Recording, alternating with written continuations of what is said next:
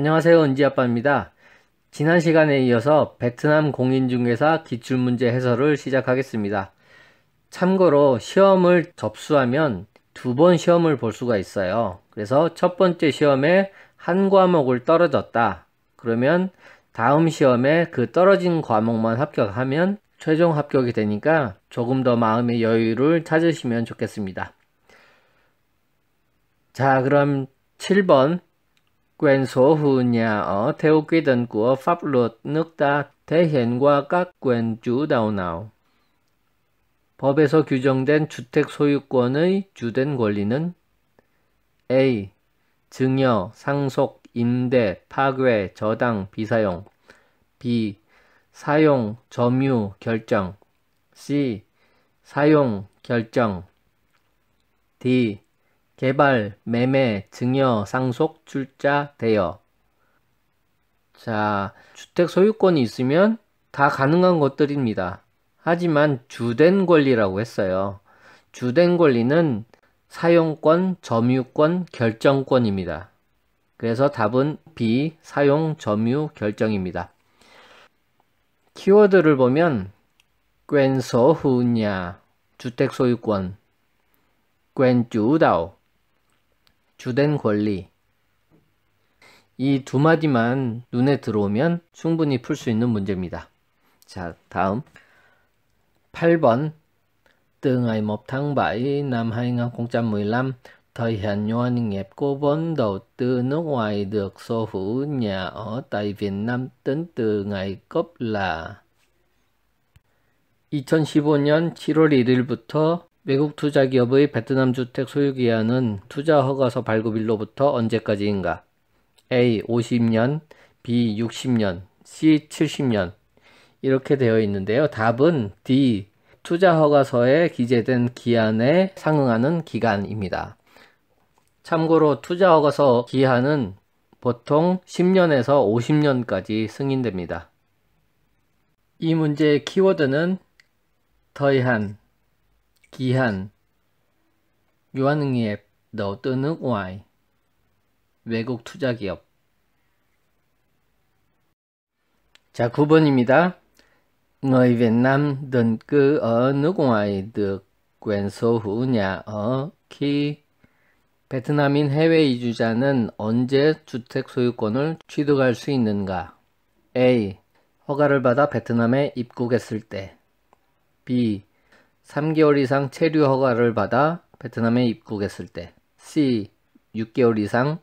D. 12개월 이상. 자, 답은 A고요. 베트남인 해외 이주자는 합법적으로 베트남에 입국하면 주택을 매수할 수 있습니다. 그래서 키워드는 định cư ở nước ngoài, 해외 이주.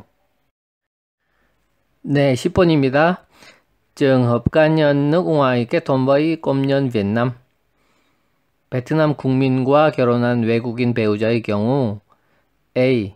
최대 50년간 주택을 소유할 수 있다. B. 최대 50년간 주택을 소유할 수 있으며 1회 연장할 수 있다. C. 임대만 가능하다. D. 무기한 주택을 소유할 수 있다. 자, 답은 D번이고요. 주택에도 종류가 있잖아요. 상업용 분양아파트와 주택은 무기한 소유할 수 있지만 일반 주택은 아무리 자국민과 결혼했다 하더라도 핑크북이 나오지 않습니다. 이 문제는 좀 디테일하지가 않네요. 문제가 이렇게 나오면은 답을 D번 고르시면 됩니다. nước ngoài kết hôn với công nhân Việt Nam. 베트남 국민과 결혼한 외국인은 아파트를 무기한 소유할 수 있다 라는 내용입니다. 자, 다음 문제입니다. Thời điểm chuyển quyền sử dụng đất khi giao dịch là 토지 거래 시 토지 사용권 이전이 완료되는 시점은 A. 공증사무소 혹은 읍인민위원회에서 양측이 서명을 한 때. B. 토지신고사무소에 이전 신고를 한 때. C. 토지를 인계한 때. D. 양측의 합의에 의해. 자, 답은 B. 토지신고사무소에 이전 신고를 한 때입니다. 토지신고사무소가 뭐 하는 데냐면 자원환경부 산하 토지대장을 관리하는 기관이라고 이해하시면 됩니다. 이곳에서 핑크북을 발급하고 갱신도 합니다. 그래서 거래가 완료되는 시점은 핑크북, 즉 등기부등본이 명의가 이전되는 시점이겠죠. 그래서 토지신고사무소에 이전 신고를 한 때가 거래가 완료되는 시점입니다. 네, 다음 12번입니다. Vai trò quản lý của nhà nước có tác động hoạt động kinh doanh trên thị trường bất động sản. 부동산 시장 경제에 있어 영향력 있는 국가의 관리 역할. A. 성장 촉진을 위한 결정. B. 성장 억제. C. 성장에 효과 없음. D. 성장에 효과 미미. 상식적으로 A가 답이겠죠. 성장 촉진을 위한 결정. 자, 정리하면 vai trò quản lý của nhà nước, 국가의 관리 역할은 quyết định đến sự thúc đẩy phát triển, 성장 촉진을 위한 결정. 네, 다음으로 넘어갈게요. 네, 13번. Phần nào sau đây thuộc sở hữu riêng của người mua căn hộ? 다음 중 아파트 매수자 개인 소유분에 속하는 것은 A. 세대 내부 면적, 벽 시공 면적 제외. B. 세대 내부 면적과 세대와 인접한 복도 면적. C. 세대 내부 면적, 베란다 포함. D. 오토바이 주차 면적은 아파트 소유자에게 서비스로 제공. 답은 C이고요. 아파트 매수자 개인 소유분은 베란다를 포함한 세대 내부 면적입니다. 여기에 반꼼 그리고 로자 두 단어가 있는데 둘 다 베란다라는 의미인데 반꼼은 건물 밖으로 튀어나온 부분을 반꼼이라고 하고 건물 안쪽이지만 베란다로 만든 형태는 로자라고 합니다. 그래서 베트남의 대부분의 아파트는 로자 형태로 건축됩니다. 네, 14번입니다. Cá nhân được cấp chứng chỉ hành nghề môi giới bất động sản khi có đủ điều kiện sau. 부동산 공인중개사 자격증을 취득할 수 있는 조건은 A.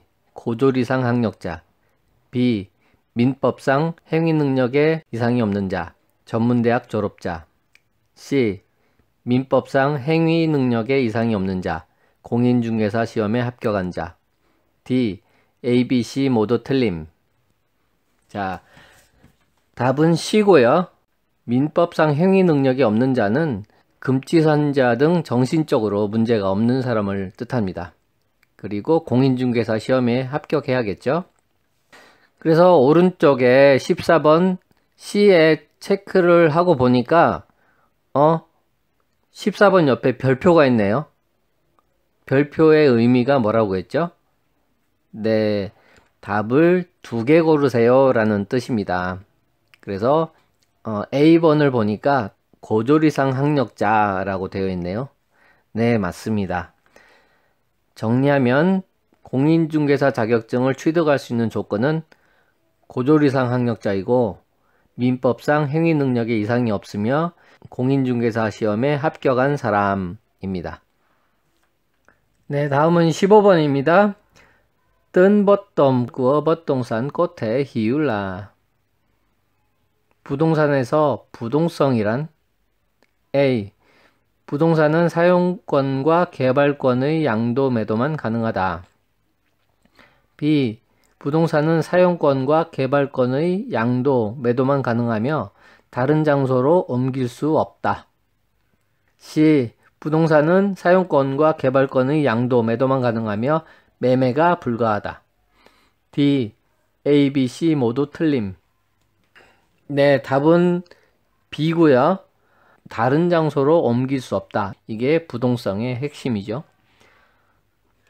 네, 16번입니다. chỗ đậu xe ô tô trong các khu nhà chung cư.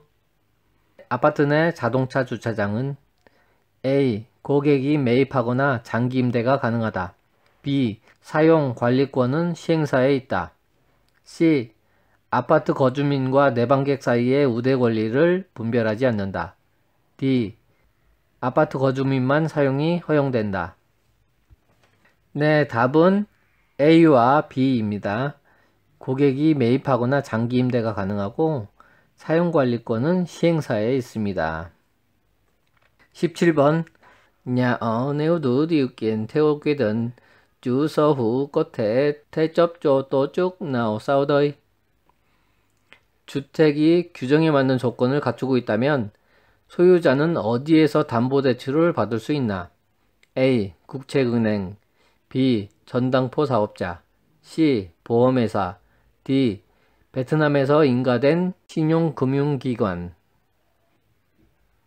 네, 답은 D고요.